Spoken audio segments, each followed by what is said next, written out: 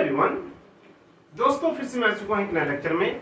तो आज के इस लेक्चर पे class 8 factorization chapter number 7 exercise 7A का क्वेश्चन नंबर 7 और 8 को सॉल्व करने वाले हैं।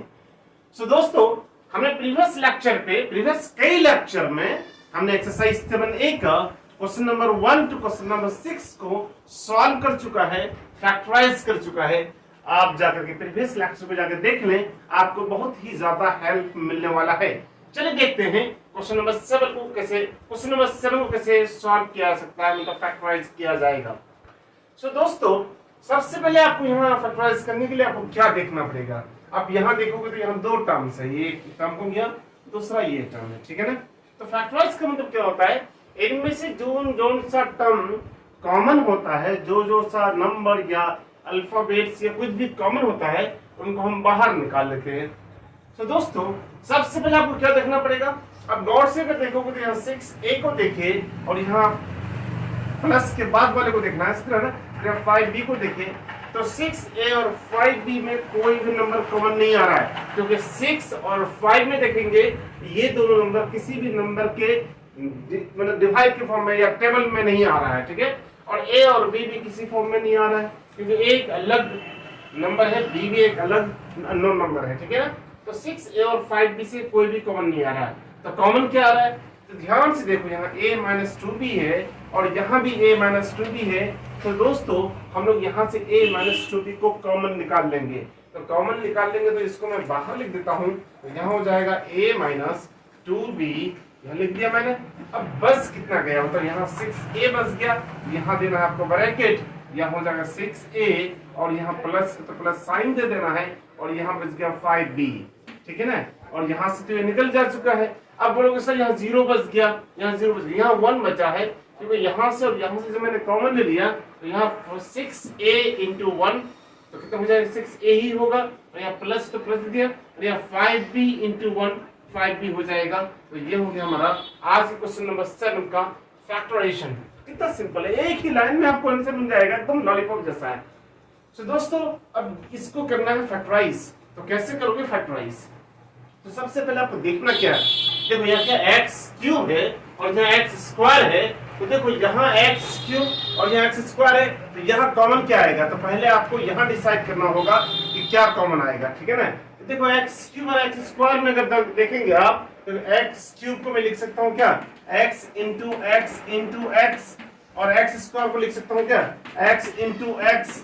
ध्यान से देखो, मतलब कॉमन टर्म को बाहर निकाल लेते हैं, ये भी हो गया कॉमन, ये भी हो गया कॉमन, मतलब यहाँ से एक x बाहर निकले, यहाँ से एक x बाहर निकल जाएगा, मतलब x इंटू x स्क्वायर बाहर निकल जाएगा। तो यहाँ x क्यूब है या x स्क्वायर है, तो यहाँ से निकल जाएगा क्या हमारा, x स्क्वायर बाहर, तो x स्क्वायर हमने बाहर कर लिया, चलो अच्छी बात है।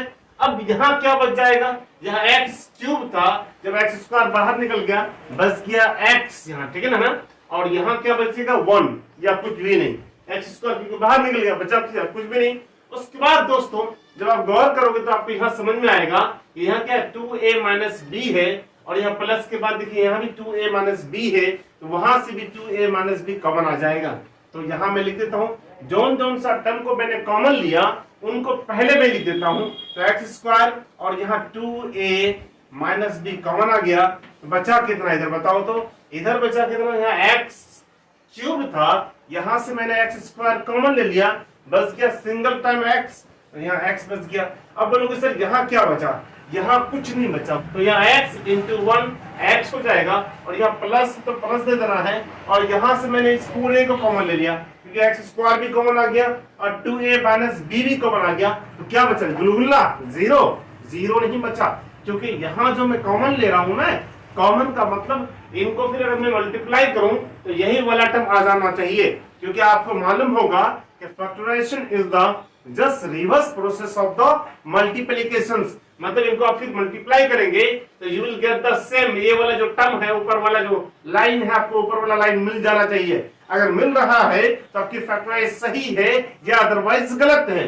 तो दोस्तों, तो यहाँ कितना बचेगा बताओ, कुछ नहीं बचेगा, तो 1 बचेगा, ठीक है ना, क्योंकि यहाँ से जब ये कॉमन लिया जा चुका है, इसको मैंने कॉमन ले चुका है, तो यहाँ बचा कुछ नहीं तो 1। याद रखना, जो जहाँ कोई भी नहीं होता वहां एक होता है, वो कौन होता है पता नहीं, जिसको आप बोलते हैं अल्लाह, गॉड, ईश्वर, भगवान, जेसस, पता नहीं क्या क्या बोला जाता है। आपको मालूम है ना, गॉड इज एवरीवेयर, चाहे वो जिस फॉर्म में होता है, चाहे जेसस के फॉर्म में होता है, अल्लाह के फॉर्म में होता है, भगवान के फॉर्म में, जिसको भी मानो, तो गॉड हर जगह होता है। तो कहने का मतलब यहाँ भी है, जब यहाँ कोई नहीं है तो कम से कम क्या है, कोई एक है, ठीक है ना। तो यहाँ एक बच गया। देखो अगर फिर से अगर आप इनको इस पूरे को, जिसको आपने क्या लिया, कॉमन लिया, इनको अगर यहाँ अंदर में मल्टीप्लाई करना चाहते हो तो आपको यही वाला मिल जाएगा। कैसे मिलेगा दोस्तों, एक बार मैं गौर कर लेता हूँ। जब एक्स स्क्वायर इंटू एक्स करते एक्स क्यूब मिल गया, वाह वाह वेरी गुड, वाह वेरी गुड, बहुत अच्छी बात है। फिर यहाँ देखो 2a माइनस बी, इसको 2a minus X cube 2a minus B बच गया, मिल गया, ठीक है। प्लस है तो प्लस दे देना है, फिर इसको यहाँ इंटू कर दो, X square 2a minus B, X square 2a minus B मिल जाएगा। अच्छी बात है ना, समझ में आ गया होगा। तो दोस्तों हमने अभी जस्ट सॉल्व किया क्वेश्चन नंबर 7 और क्वेश्चन नंबर 8। मैं समझता हूँ आपको समझ में आ गया होगा। अब हम लोग सॉल्व करने वाले हैं इसी वीडियो लेक्चर पर क्वेश्चन नंबर 9 को। सो क्वेश्चन नंबर 9 है, 9 नंबर मैं बता रहा हूँ। 9 नंबर क्या है, क्वेश्चन नंबर 9 नंबर है 9a 3a माइनस 5b। उसके बाद क्या है, -12, बहुत सिंपल है, a स्क्वायर, और यहां भी है 3a माइनस 5b। चलिए ये क्वेश्चन है, इनको क्या करना है, फैक्टराइज करना है। तो ये हो गया हमारा 9 नंबर। आप देख सकते हैं एक्सरसाइज से मैंने क्वेश्चन नंबर 9। तो 9 नंबर है 9a into 3a minus 5b, और यहाँ माइनस दे देना, फिर यहाँ 12a square 3a minus 5b। तो दोस्तों अभी जस्ट मैंने बताया था, क्या करोगे, सबसे पहले आपको देखना है कि यहाँ देखो 9a और यहाँ 12a स्क्वायर में देखो, तो यहाँ क्या कॉमन आ जाएगा, 9a और 12a स्क्वायर में जब देखोगे तो यहाँ सबसे पहले नंबर को देखो, यहाँ 9 है, यहाँ क्या है बताओ, 12 है। तो क्या 9 और 12 किसी एक नंबर के टेबल में आता है? ऑफ कोर्स आता है, वो 3 के टेबल में आता है। तो मैंने यहाँ 3 कॉमन ले लिया। चलो अच्छी बात है, वाह वाह वेरी गुड, बहुत अच्छा। अब यहाँ देखो, यहाँ a है, यहाँ a स्क्वायर है, तो बताओ क्या ये दोनों किसी, मतलब इन दोनों से कोई एक कॉमन आ सकता है? बिल्कुल आ सकता है। क्या आ सकता है? a आ सकता है। तो यहाँ एक a है, यहाँ 2a है, मतलब a इंटू a है, तो यहाँ से a कॉमन आ जाएगा। तो दोस्तों यहाँ से हमने कॉमन ले लिया 3, यहाँ से भी 3, क्योंकि 3 इंटू 3 9, 3 इंटू 4 12, तो दोनों के इसमें 3 कॉमन आ रहा था, 3 को बाहर कर दिया। यहाँ a इंटू 1, यहाँ a इंटू a, यहाँ से a बाहर आ गया, यहाँ से भी a बाहर आ गया। यहाँ बच गया है कितना, यहाँ बचा 3 क्योंकि a बाहर आ चुका, और यहाँ बच गया कितना 4a, ठीक है। अब बोलो सर ये वाला भी a निकाल लीजिए ना। कैसे निकालूंगा बताओ, क्योंकि यहाँ तो a है, मतलब एक a तो बच गया, यहाँ का तो a बाहर निकल चुका है और a नहीं है ना। जब यहाँ a और है ही नहीं तो निकाल भी नहीं सकते, ठीक है ना। तो दोस्तों अब क्या करना पड़ेगा, इसके बाद अगर देखोगे तो यहाँ से भी 3a माइनस 5b और यहाँ भी 3a माइनस 5b दोनों कॉमन नजर आ रहा है, मतलब दोनों सेम है ना, बोलो ना यार। तो क्या हो जाएगा बताओ, यहाँ से भी 3a माइनस 5b कॉमन ले लो ना, टेंशन क्या है, इतना कॉमन ले लिया। इसके बाद क्या होगा बताओ, इसके बाद ये होगा जो मर्जी खुदा होगा, ठीक है ना। यहाँ क्या हो जाएगा बताओ, तो यहाँ बच गया 3, तो यहाँ आपको लिख देना 3 और चाय पान इसी के साथ फ्री, है ना, चाय पान फ्री हो जाएगा, ठीक है। ए तो बाहर निकल जा चुका है, यहाँ 3 लिख दिया मैंने। क्या ये वाला टर्म यहाँ है? ना रे बाबा ना, ये निकल चुका है बाहर, तो मैंने यहाँ इसको बाहर निकाल दिया है। तो यहाँ बच गया सिर्फ 3, क्योंकि यहाँ 3 एक बाहर निकल जा चुका था, ए भी बाहर निकल गया, ये भी पूरा बाहर निकल गया, तो बचा यहाँ से 3, तो 3 लिख दिया। यहाँ माइनस, तो यहाँ माइनस वाला लिख दीजिए, माइनस लिख दिया, अच्छी बात है। तो यहाँ क्या बचा, यहाँ 3 इंटू 4 12 था, 3 बाहर निकल जा चुका है, तो बचा कितना 4, बोलो रे 4 बचा, यहाँ 4 लिख दिया मैंने।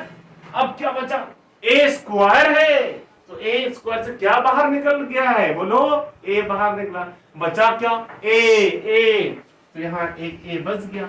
ये हो जाएगा हमारा इस क्वेश्चन नंबर 9 का फैक्टराइजेशन का सॉल्यूशन। बहुत ही सिंपल।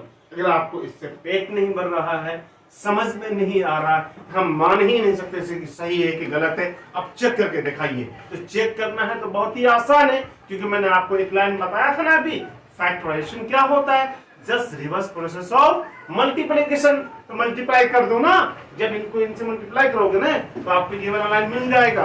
ना मानो तो, ना यकीन हो तो करके देख ले। तो देखो 3 3 9 मिल गया, ए भी आ गया, ये वाला भी आ गया। देखो फर्स्ट वाला टर्म आया कि नहीं आया, बताओ आया। अच्छा इसके बाद नेक्स्ट वाला लाइए तो सर कैसे लाते हैं, तो ये माइनस है तो माइनस दे दिया, ठीक है, अच्छी बात, वेरी गुड। अब यहाँ देखो 3 × 4 12 आ गया, a × a स्क्वायर आ गया, और ये 3a - 5b 3a - 5b आ गया। सिंपल सा है कि नहीं, बताओ। दोस्तों आज की इस वीडियो लेक्चर पे एक्सरसाइज 7a का मतलब फैक्टराइजेशन चैप्टर का एक्सरसाइज 7a क्लास 8 का हमने क्वेश्चन नंबर 7, क्वेश्चन नंबर 8 और हमने क्वेश्चन नंबर 9 को बखूबी बेहतरीन तरीके से सॉल्व किया, फैक्टराइज किया। फिर भी अगर कुछ भी अगर डाउट है तो प्लीज बराए मेहरबानी कमेंट बॉक्स में कमेंट कीजिए, मैसेज का रिप्लाई जरूर मिलेगा। हाँ दोस्तों, अगर आपको मेरी वीडियो पसंद आ रहा है, समझ में आ रहा है, तो प्लीज वीडियो को लाइक एंड चैनल को सब्सक्राइब करना मत भूलिएगा। फिर मिलता हूँ मैं नेक्स्ट नए वीडियो में, तब तक के लिए इतना ही, टाटा बाय बाय।